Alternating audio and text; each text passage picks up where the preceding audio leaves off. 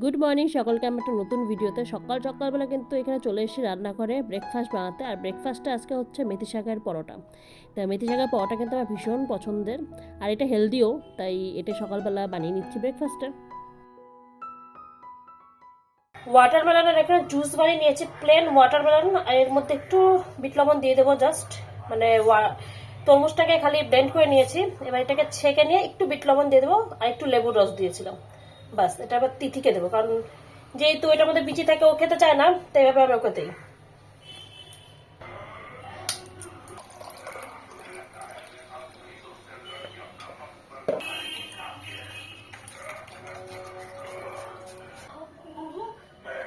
এনে খেয়ে দেখ।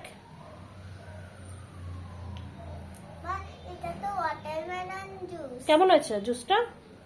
আজকে হবে লোটে মাছের ঝুরি ভাজা, লোটে ফ্রাইও বলা যায়। তো এই ঝুরি ভাজা বানানোর জন্য এখানে লোটে মাছ আমি নিয়ে নিয়েছি, কাঁচা লোটে মাছ। তা আমি কিভাবে লোটে মাছের ঝুরি ভাজা করি সেটা তোমাদের সাথে আজকে শেয়ার করব। তো প্রথমে ঝুরি বানানোর জন্য সর্ষের তেলের মধ্যে কাঁচা লঙ্কা আর আদা রসুন বাটা একটু ভাজা ভাজা করে নিয়ে পেঁয়াজ কুচি দিয়ে দিয়েছিলাম অনেকটা পরিমাণের। এরপরে পেঁয়াজ কুচি ভাজা ভাজা হয়ে গেলে আদা কুচিটা, মানে আদা কুচি কুচি করে ভালো করে ভাজা ভাজা করে লবণ দিয়ে আর হলুদ দিয়ে পরে এটাকে ঢাকা দিয়ে দিতে হবে।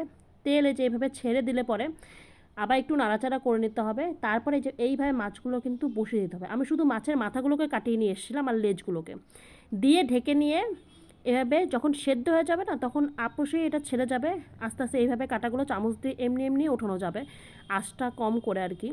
তো এইভাবে সমস্ত কাটাগুলোকে আমি ছাড়িয়ে নিলাম। ছাড়ানোর পরে এরকম পর্যায়ে হয়ে যাবে। তারপরে এটাকে কিন্তু ভাজা ভাজা ভাজা ভাজা করে নিতে হবে যতক্ষণ অবধি না এটার থেকে তেল ছাড়ছে। এভাবে যখন এর পর্যায়ে আসবে, তেল ছেড়ে যাবে, তখন কিন্তু একটু ধনেপাতা দিয়ে রেডি হয়ে যাবে আমাদের কিন্তু এই লোটে মাছের ঝুরি ভাজা। গরম গরম ভাতের সাথে জাস্ট অসম।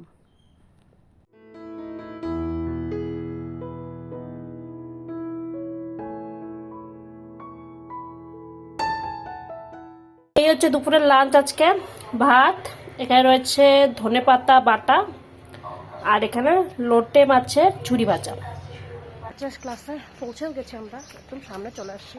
তো নাচটা করে টোরে নিয়ে তবে বাড়ি যাই, তারপর কথা হচ্ছে। রেডি হয়ে গিয়েছি এখানে। আমি এই কালারের একটা কুর্তি পরে নিয়েছি।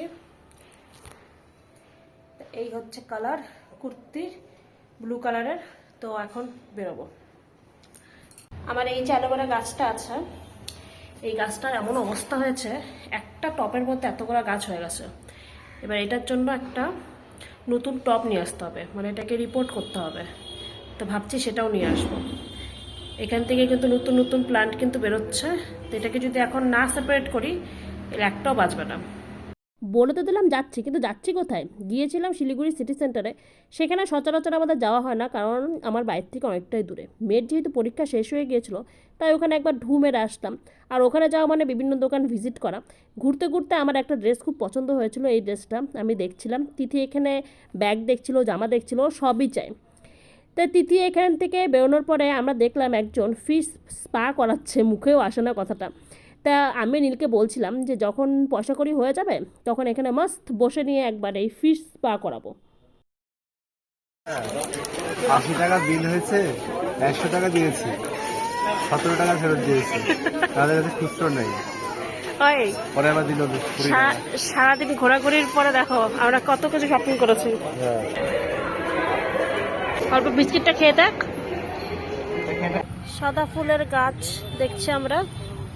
এটা ফুলটা ছোট, একটু একটু বড় টাইপের নেব। এই সাইজের টপটা নেব ভাবছি। এই টপটা একদম ঠিকঠাক সাইজ হবে অ্যালোভেরা গাছের জন্য। কি আম এটা? হিমসাগর। মল থেকে বেরিয়ে এখন আমরা এই গাছের এখানে চলে এসেছি। আবার কিছু টপ নেব আর কি, 2-3টে টপ নেবো আমার অ্যালোভেরা গাছের জন্য। আর একটা আম গাছ না হলো।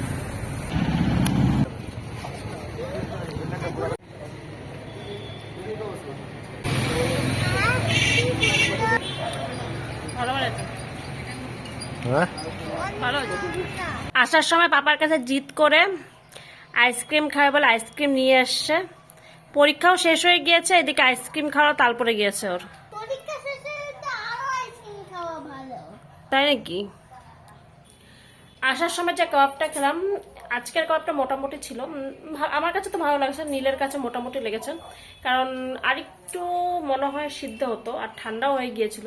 তো ঠান্ডা না কাবাব খেতে ভালো লাগে না আর কি, আমার তো একদমই ভালো লাগে না। তো এমনি কাবাব আমার খুব ফেভারিট, কিন্তু ঠান্ডা খেতে ভালো লাগে না। তা আজকে এই ঘোরাঘুরি গাছ নিয়ে আসা হলো, এই আর কি আজকের দিনটা এভাবে কাটলো। আজকের ব্লগটা এই পর্যন্তই। তোমাদের যদি আজকের এই ব্লগটা ভালো লেগে থাকে তাহলে চ্যানেলটাকে সাবস্ক্রাইব করে দেওয়ার অনুরোধ রইল, একটা লাইক করে দিও।